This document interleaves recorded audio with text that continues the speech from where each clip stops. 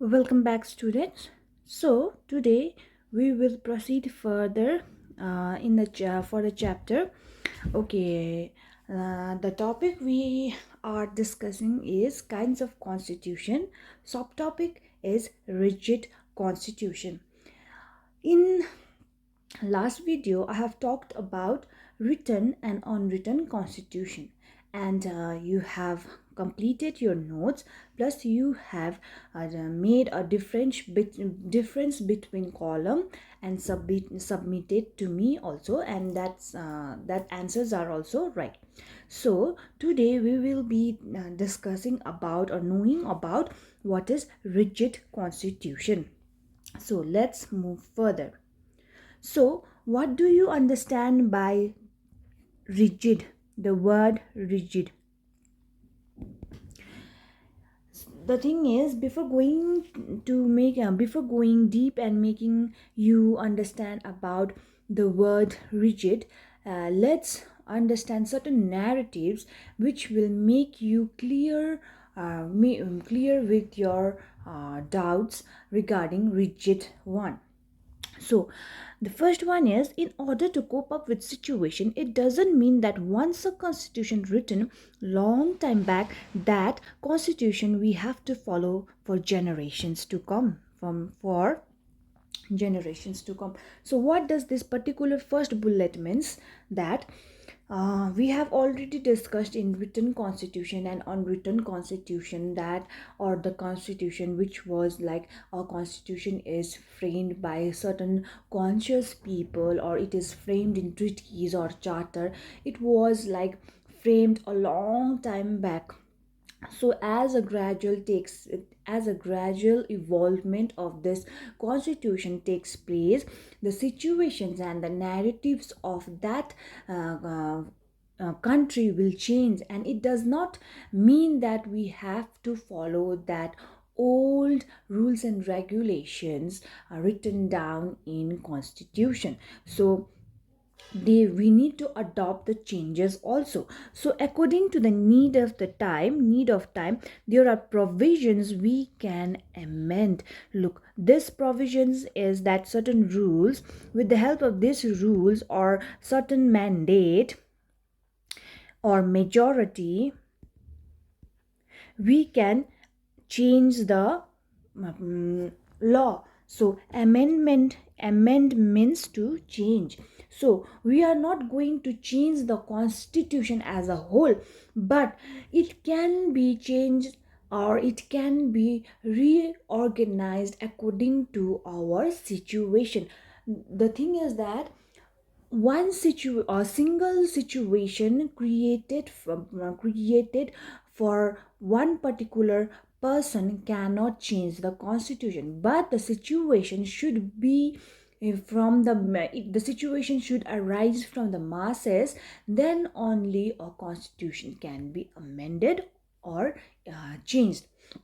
So the thing is that we don't have any capacity or a power to change the constitution, the basic feature of constitution as a whole, but certain arrangements can be made with the provisions of amendment. So basically the entire structure, as I said earlier, entire structure of constitution cannot be changed, but so the thing is that certain changes will be there according to our situation, and it takes certain majority and certain discussion debates for that situation to be amended. So moving further, the thing is that now let's that is certain narratives. Okay, we can't follow that age old rules and regulation laid down by the constitution, and we need to change according to our situation. So the main topic for today's discussion is rigid constitution. So what do you mean by rigid constitution? The word itself says rigid. Rigid constitution is a constitution in which amendment is not easily possible. So amendment means change. Okay, so rigid constitution. Be clear. Rigid constitution is a constitution in which amendment is not easily possible. So it cannot be easily amended. So don't think that this amendment will be very like to change any laws written down in constitution. It's very easy to be amended. So be clear. The rigid constitution is a constitution which in which amendment is not easily possible. Further, the amendment cannot be easily amended. Okay, now moving forward for this third point, let's begin. Okay, for amending the legislature, the word legislature, be clear. For amending the legislature has to pass a specific and a large majority, such as 2/3 or 3/4 or an absolute majority of the votes. So, legislature is a law-making body. Law-making body who makes law. This lawmaking body, this legislature has to pass a specific number, okay, that if a situation arises and we need to change a rule regarding certain things, so that we need 2/3 or 3/4 or absolute majority of votes. Okay, so every country has certain uh, quarters like 2/3 or 3/4 or absolute majority. This is a like provisions. Okay, so if we need to change any rules, these provisions like 2/3 or 3/4 or absolute majority of votes are required to pass a certain law, to pass a certain demands. Okay, then only a amendment procedure can be done, though the amendment procedure in rigid constitution is very hard. Okay, moving forward, fourth point. The constitutional law is considered as fundamental or a supreme law of the land. As I have said earlier in the first video of this chapter, it is said that the constitution is the fundamental law of the land, and each and every citizen should abide those rules and regulation. It is above anyone, and it requires a basic will of sovereign people, and hence can be amended only by a big majority of votes. So it needs that sovereign people, like people will be there in particular houses like Lok Sabha, Rajya Sabha. In India basically we have two houses, so we follow certain provisions of 2/3 of majority, etc. So these people will talk, debate, and then with the big majority of votes says that okay, this particular situation now we need to change. Okay, the thing is like this, I'll cite an example. So in a constitution, okay, there is an issue like legislature rose the issue of regarding the let's talk about education sector. Okay, so recently we talk about national NEP, new education policy. Okay, so Lok Sabha can be considered as a like a lower house, and in the legislature, okay, legislature which makes a law, says that from 2021 we need to follow national education policies. So that will become a situation. Okay, we can't just stay back in a Gurukul system. We were using CCE, FA1, FA2 or summative assessment types education system. So we are following certain education policies, but with the due course of time, as the gradual evolution took place, and we got to know that our education policy is quite outdated. So this education policy we need to make it in a skill based policy, where each and every individual can, after studying a certain class, will get jobs or get employment opportunities here and there. So this bill was passed, and now there were lots of debates, lots of rejections, and then ultimately it was passed in legislature. And yes, last year we came to know that we will be following a new education policy from 2021, either 2022. It takes certain rules and regulations to be coded in that thing, and it will, that we will follow it. So this is how the thing is, like, it will be passed, so it cannot be easily amended. But we can't stay forever in the time that our forefathers studied in that way, and we need to also follow in that study pattern only. So rigid constitution is immune from, okay, let's talk about immune from statutory encroachment. So it says that we already discussed that constitution is evolving, growing, developing from since history. Okay, it is gradually evolving. So it is said that rigid constitution is very immune. Statutory means permitted, encroachment or gradual advancement. Okay, so rigid constitution is immune to these kind of things. Okay, now moving forward,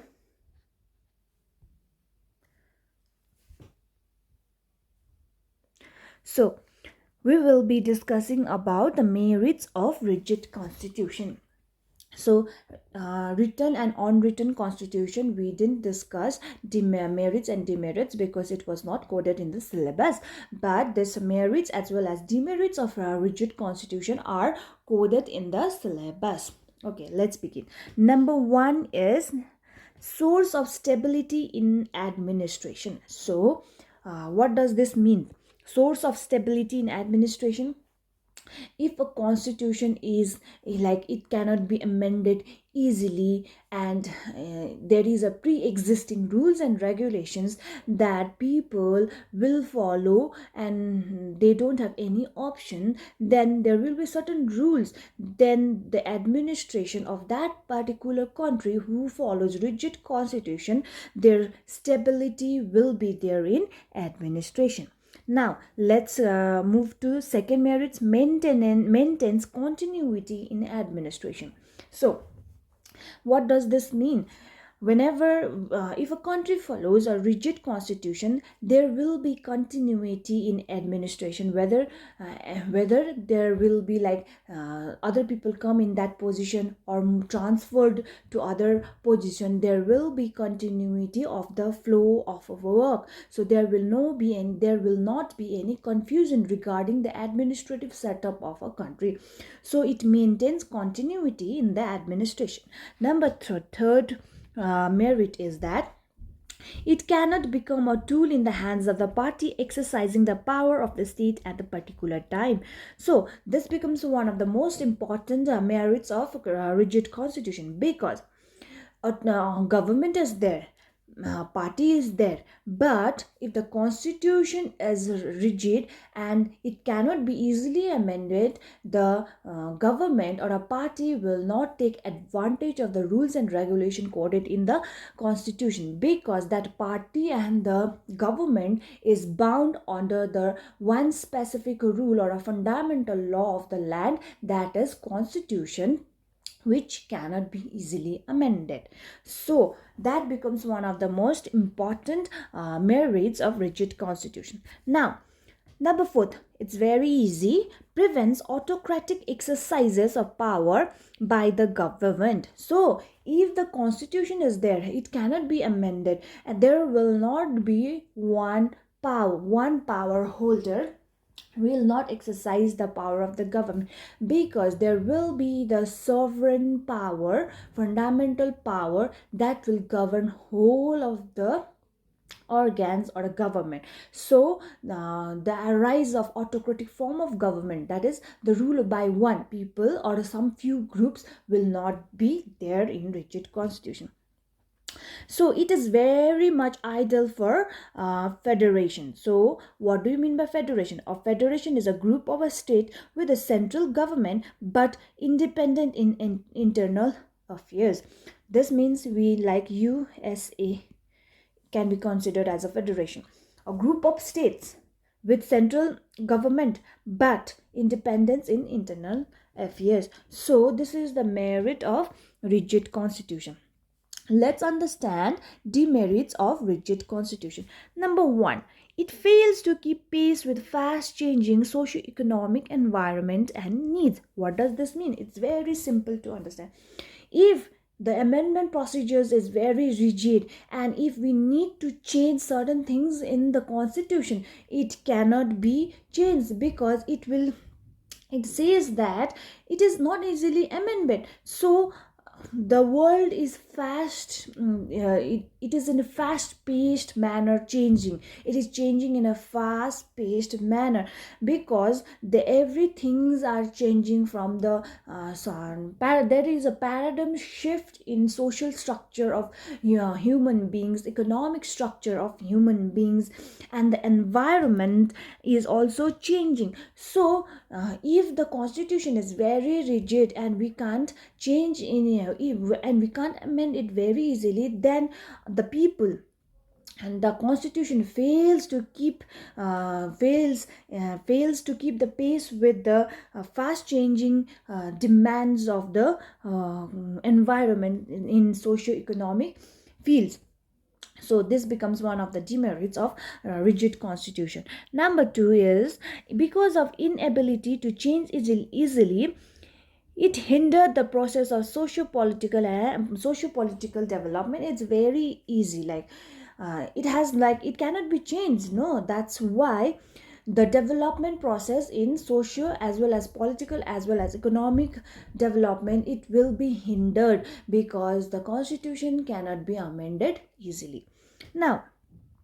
Now let's talk about source of hindrance during emergency. So these emergencies can be levied upon when it can be called as a presidential rule also. So what happens in this emergency? So there, like, president will rule because president is the commander in chief. So what happened was like that whenever there will be certain nuisance in the government, that if a country or if a central government or president sees that the particular state is not performing well because there are antisocial elements are there are terrorist activities are there are so much of chaos and confusion, and the public are in misery, at that period of time the head of the government or a president or a prime minister will decide that the state or a country will be under a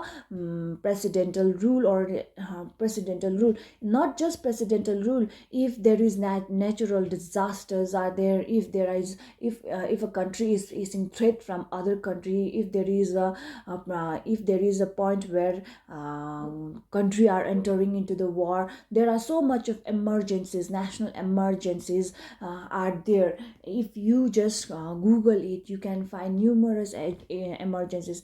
India also went under the emergency at the rule of Mrs. Indira Gandhi, then Prime Minister Mrs. Indira Gandhi. So but what happens, the constitution cannot be easily amended and rules and regulations cannot be changed easily. That's why when emergencies takes place, it will act as a hindrance because the rules and regulations cannot be changed.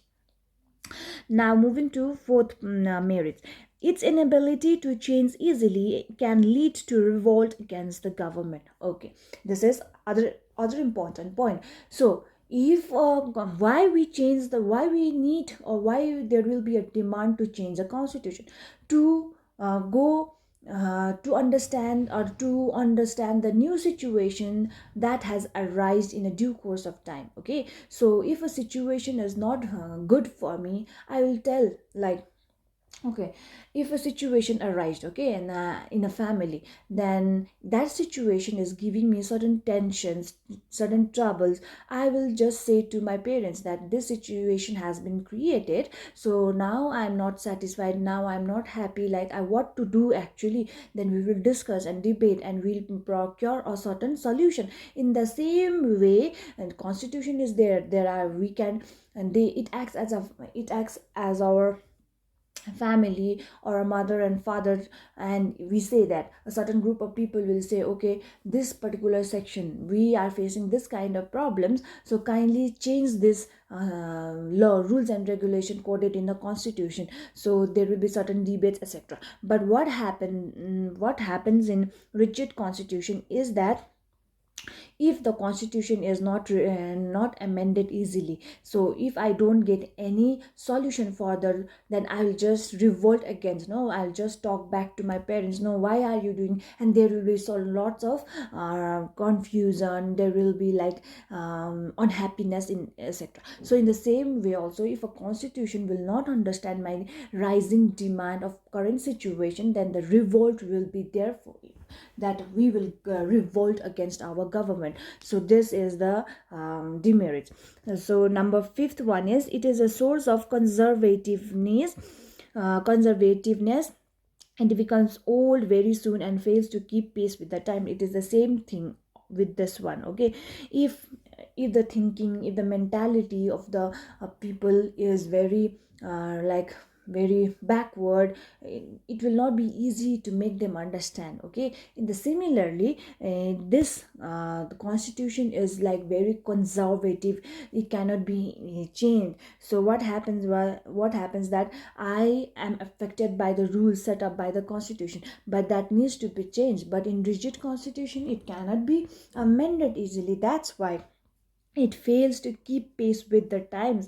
And what happened was that, and what will happen, that there will be like we will lose faith. So this is one of the biggest demerits of rigid constitution. Like I have discussed this five merits from rigid and five demerits from rigid constitution. So this is this much for today. Like I have cleared the doubts regarding rigid constitution.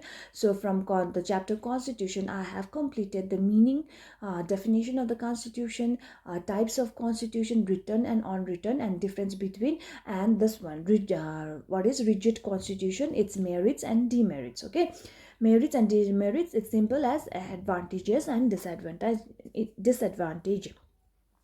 So thank you for watching, and I want to share, I came across a beautiful quote when I was just googling it regarding certain life quotes. So this was one what I found very intriguing. So we cannot control everything that happens, but we can change our experience of those things. So this is quite beautiful quote, and I thought of sharing with you all, because we are in a lockdown, and god knows who all are facing what kind of problems, etc. There are so much of things that happening around the globe and itself in the family also. So be positive about the situation. Till then, stay safe and take care. Complete your notes, compile it so that it will be very easy to understand.